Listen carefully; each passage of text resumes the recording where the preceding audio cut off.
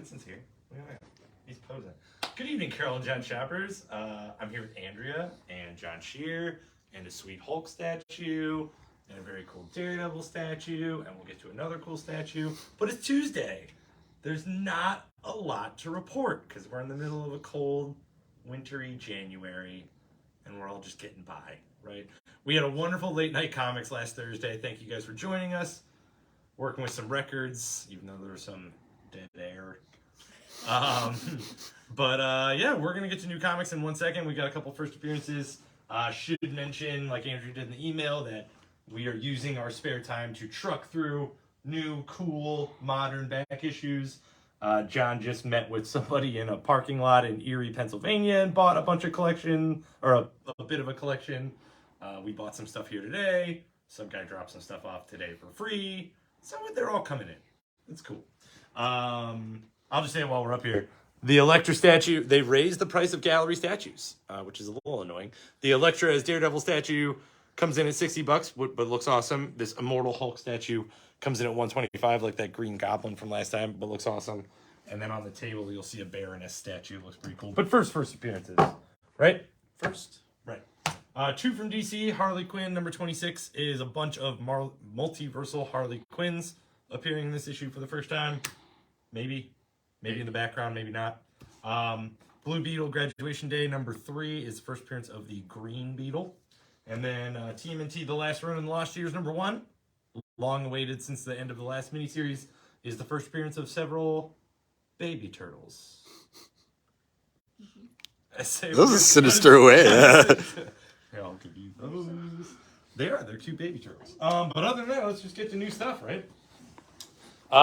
New back issues on the table, new back issues over on the glass, new back issues on the wall. That's the first part of the table. Then we've got this very cool new Marvel Cosmic Galactus lunchbox. It is awesome. It is retro, it's nostalgic, and it has a drink keeper featuring Silver Surfer in there. It's really cool. Like, all of us were like, oh, well, what can I put in there to justify buying it? It's the perfect thermos. And I couldn't think of really anything. One of the other gallery statues that we didn't want to overload you with in the opening shot, Baroness from G.I. Joe, looking good. Apparently a Cobra enemy, or a Cobra enemy. Or an enemy of G.I. Joe, part of Cobra. Part of Cobra. It's odd that they had to really specify that. Like, no one does a Red Skull one and puts Captain America enemy. Right. Put the symbol. You might see a scheduled new previews this week. We don't have one. It's just a scheduling conflict. We'll have all of our previews available next week. Next to that, new but old but new. The Last of Us is a fantastic show on HBO if you haven't caught it yet or played the game. Right, Kyle? Yeah. This is a prequel 4-issue miniseries. We ordered some up here. Well worth the read from Dark Horse a few years ago. The Fabulous Furry Freak Brothers have a new hardcover volume 5. And then new to Image, Inferno Girl Red is a 3-part oversized prestige format series that's part of the massive verse for Radiant Black, Red, Pink, and Rogue Sun. Wait, we got them all. And Radiant. No, that's all. Yeah. But oversized series for, there's going to be 3 of them, which is cool. They're thicker. I got that. And we got a variant cover for that one too with Radiant Red on the cover. Only one collected edition from Image this week. Manifest Destiny is on volume 8. And then The End of Creepshow, number 5 of 5. This will be your cover A, your cover B, and your 1 in 10 variants. Did you get a chance to read the end of it? Andrew was very invested. And? It's good. And sounds like there's going to be... potentially more. Oh, potentially more? Later this year. I like it when there's potentially more. Yeah. Leave it a little open-ended. Spawn the Scorched, number 14, has a David Mack cover. And one of our shop favorites, Junkyard Joe's, is on issue 4. Next issue is going to be a doozy. This is a freaking setup. You read this one, right? Oh, yeah, I read It's this so one. good. I can't wait. Hell to Pay is on number 3 from Charles Soule. You got Voyages on number 3 also. Hey, what do you know? American Jesus from Mark Millar. Revelation, which is part 3 of the trilogy, on issue 3. So the last part of the trilogy. Yeah. The Magic Order, jumping right into part 4 after part 6 of the last one was last week. week Yeah. before. So that's number 1 of part 4. And then the long-awaited Saga number 61. If you haven't read Saga, I've read most of if it. you haven't read all of Saga, we have it all in stock. We would love for you to catch up on it. We've been touting this series for years and years and years and years as one of the best comic books of all time, quite simply. So it was on a 6-month hiatus, and now we're back with number 61. Fantastic setup for a new story arc. I just love the fact that Fiona Staples has added more new aliens to this. Oh, yeah. It's great. You can't do this without new aliens. Yeah. Collected editions from Marvel. You got Elektra Black, White, and Blood in its treasury size format. I read yesterday because it was kind of a boring Monday, which is great, and they look wonderful on your shelf. Demon Days from Peach Momoko. I think this is the first 4 miniseries until you get into the Demon Wars stuff. Not miniseries, sorry, one-shots. So that's all collected in a paperback together. Next to it, Wild Cards, The Drawing of Cards, the 4-issue miniseries that ended up the beginning or the end of last year, all collected total. And Iron Cat, the complete miniseries, all collected. Right? Yep. That's it. Kang, the Saga of the Once and Future Conqueror, is a very dramatic title. It is a complete modern collection of Kang stories. You have everything in here from Avengers miniseries to Moon Knight annuals to single issues in the middle of ongoing runs. Everything Kang related for maybe the past 4 years, 5 years. And his first appearance. Wonderful. We've been asked a lot lately about what is the definitive Kang story because of all the rumblings in the MCU. There isn't one, is a very short, simple answer. There are a lot of good Kang stories, but none of them are the one that you're going to see on screen. This is the modern draw of Kang. So there's a lot of great artists and writers in here. There's a good smattering of everything, and hopefully it'll lead you to buy a lot more awesome comics in the future. I like the Del Mundo Avenger stuff in there. That's my favorite. Strange Academy Year 1, completely collected. So that's the first, I think it's 12 issues. Yes. Yep, 12 issues of Strange Academy in paperback. If you don't want to track down those digests. And now we're on to new Marvel comics in general. Star Wars has issue 3 of Yoda. We've got a variant cover B for that one. And then Star Wars Dr. Aphra is on number 28, which is kind of funny because all the other Star Wars series are on issue 30. It's moving slow. Missed a couple. Catch up. Doctor Strange, The Fall Sunrise is on issue 3 of 3? Of 4. Of 4, thank you, Kyle. Issue 3 of 4. Where'd you guys land on variant covers for this one? That's Chris Anka. That's the Chris Anka variant. And that's Guernerco. Okay, cool, thank you. Then we've got Exterminators number 5, last of the miniseries. Yes, sadly. Are you okay? I will be once I read it. One facsimile edition for Marvel this week. Next to it on the table, you've got Hulk number 347. The significance of it is first Joe Fixit, Yep. right? He's in Vegas, written by Peter David, right? Yep. He's in Vegas. He's normal Bruce Banner for a minute, and then he's not. He's only Bruce Banner during the day, and Mr. Fix-It sort of drugs himself, so Banner's asleep the whole time, wakes up when he turns into Joe Fix-It. Oh, Joe Fix-It again. That's tough in Vegas. Oh, yeah. Sabretooth and the Exiles is on issue number 3, and we've got the psychedelic variant for that one. Yep. Did you guys come up with That's a different what we- name for it? yep, All right, that's psychedelic variant.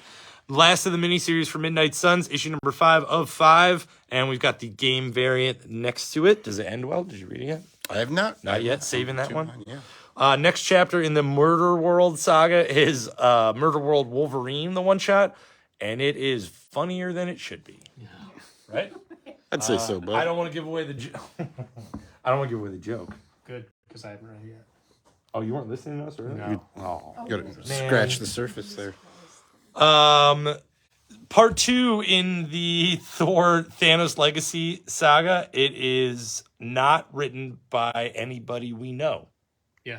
We were gonna make a joke about it, but now we're not. Mm-hmm. But it is dealing with Thanos' Black Order. Thanos shows up. Thor is in the serious thick of it. There's some really wonderful artwork in there. And some good variant covers. The Wolf variant. Extreme. Oh, the Wolf Extreme variant. Damn, I missed the opportunity. I'm glad you guys were on it. The MCU variant. We've got the Stormbreakers variant and a beautiful 1 in 25. Who's Thor praying to if he's the god of stuff? I think it's just doing his lightning thing. Yeah. It's not a lot of Charging lightning. up that Not a hammer. lot of lightning in there. Amazing Spider-Man number 18 is still part of the Dark Web story arc. But Last it's the one? penultimate Yep. to the Dark Web story arc. What leads into this leads into Dark Web Omega.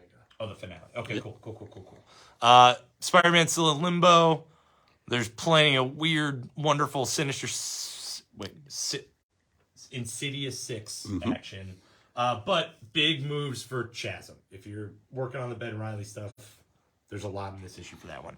Next to it, the homage cover of Amazing Spider-Man 18, and then the 1 in 25 variant. Also featuring Spider-Man. What do you know? Greg Land's All Out Avengers number 5 is the last in this miniseries, but it's leading directly into another miniseries starting next month called Avengers Beyond. So you will see that very shortly. And next to it, Alan Davis did a variant cover for it. Right? Yep. Whole top row is Sins of Sinister. It's a one-shot. Here, I'll do this. It's a one-shot that we gave to everyone who had X-Men on their list, unless you specify the main title only. It is essentially going to be a couple months long X-Men What If. Age of Apocalypse type of story. Yeah, like a pocket multiverse. So essentially, Mr. Sinister has won. The X-Men are his to puppeteer, and there's a little bit of time jumps from 10 years in the future to now to in between. The Avengers are caught up in it. It's a pretty good, thick story. There's going to be 3 miniseries associated with it. Storm and the Brotherhood of Mutants, Immoral X-Men, not to be confused with Immortal X-Men, Right. and Nightcrawlers, which I lovingly described as Nightcrawler acting like a bunch of Bamfing. a-holes. Yep. But those are coming up later this month and next month. We've got some variant covers for that one. The Art Germ variant, Emma Frost, showing too much. The 1 in 25 variant, the 1 in 50 variant, and what do you know, Art Germ again, with a 1 in 100 variant, the ever popular, just like Avengers a couple weeks ago. Then we hit DC. Yeah, we do. What's at the so- top of the DC table? Batman One Bad Day, Catwoman number 1. I thought about this because basically, where if you have they're all based off Killing Joke. So Killing Joke had a little bit of history with Joker. This has a little bit of history with Catwoman. What she does today, what happened then affects what she does in this issue here. So Okay. yeah. They do all based off of Killing Joke. Killing Joke is considered the first One Bad Day, where all these came from thematically. Yes. So G. Willow Wilson wrote it. Jamie McKelvey drew it. It's wonderful Jamie McKelvey artwork in there. I like that a bunch. It's a pure Catwoman story too. There's yes. no Batman Catwoman silliness. A little bit, but not it's not a main part of the story. Right. And went unheated on the app, but there is a first appearance in there. So Okay. the bad guy, Which bad guy? Oh, the lady bad guy, lady bad guy. or the Right. yeah. Yeah. So All right. so there's that. We've got the regular cover. We have the Jim Lee variant. We have the Giuseppe Camuncoli. There we go. Comes like a Variant. table. Yep. We've got the 1 in 25 variant, the 1 in 50 variant, and the Brian Bolland 1 in 100 variant. So yeah. And then right below that, part 3 of the Lazarus Planets, the We Were Once Gods. You got some Shazam, you got some Aquaman. The big thing with Aquaman is if you've been reading Jeff Johns, and the Trench and all that stuff, plays a big part in here. Oh, it's going to seriously? do at the very first story. The Trench yes. is awesome. So you're going to see that because Aquaman's one of the titles that they're going to bring back in the future. This is going to lead into that. Excuse me. So we've got that on the table. Next to that, Ram V's Detective Comics on issue 1068. But next to that is the awesome Colleen Doran 1 in 25 variant.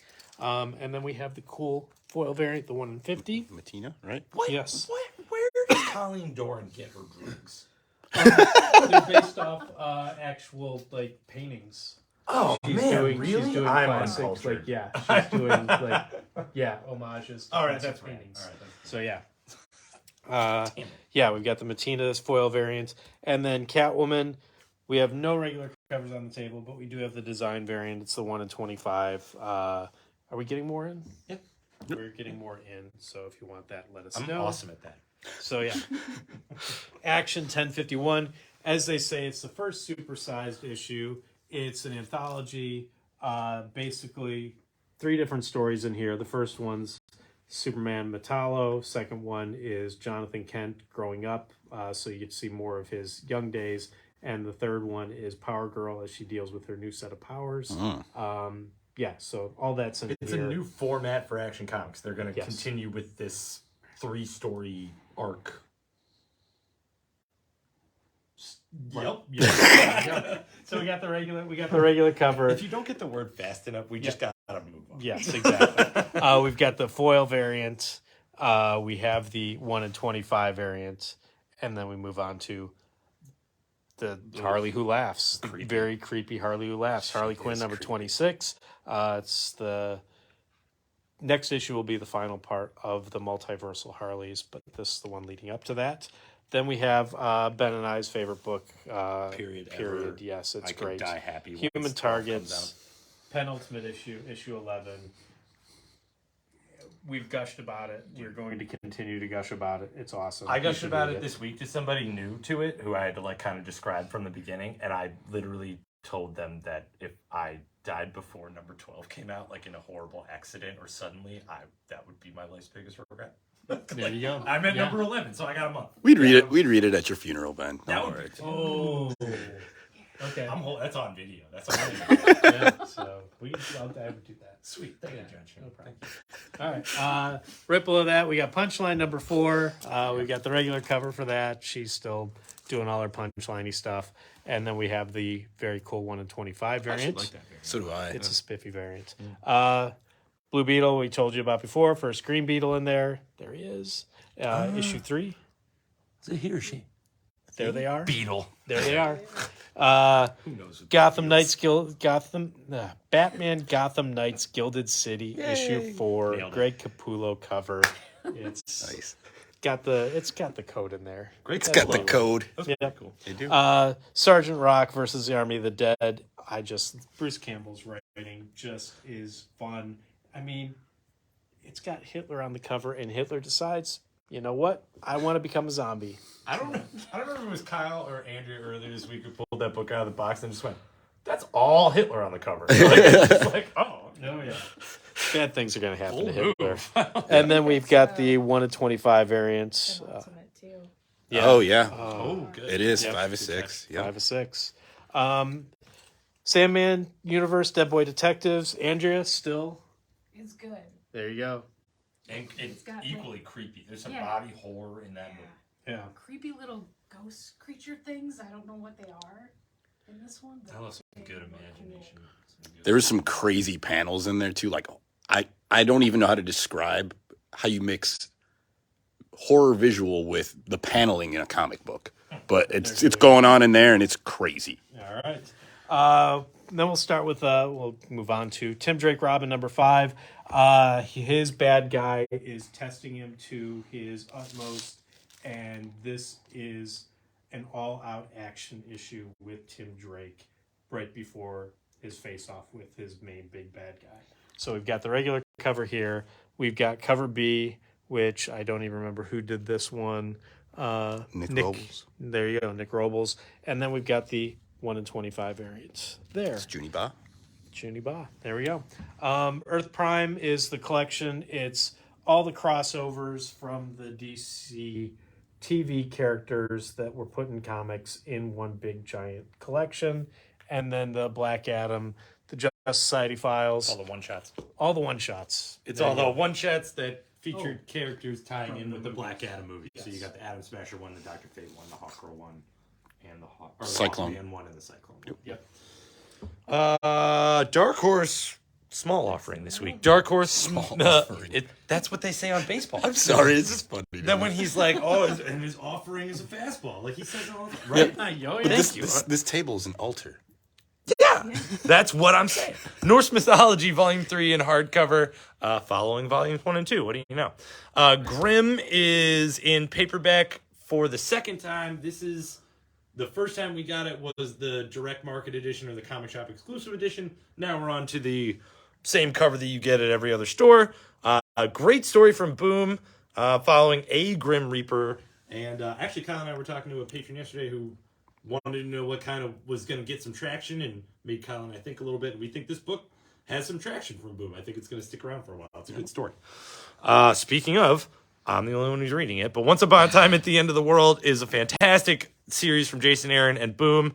Nick Dragotta does the backup epilogue stories, and they're freaking amazing. This one is no exception. Love this book. I love this book. Love Nick Dragotta too. I like everything that's happening here. Then we've got Teenage Mutant Ninja Turtles meet Mighty Morphin Power Rangers, or the way around, whatever your preference is. Number 2, and a reprint of number 1 with a very cool cover. Speaking of turtles, right below it, big stack this week. Awesome book that we rep all the time, even in hardcover, in the single issues that we get in. TMNT The Last Ronin is the story of the last Ninja Turtle surviving their adventures, right? I don't want to give it away because it's very worth catching up, but this is a direct sequel while also being a prequel to the previous story. So you get to see what happens to that turtle in the intermittent years where after he loses his family and figures out what's going on, and also what happens after the last story. They're equal parts. It's good. It's really solid. It's brutal. You get to see his transformation and why. Also, those first appearances of new turtles is probably worth its weight in gold. And they're cute and training to be ninja, but they're like turtle sized. Yeah. You can tell it on a ruler.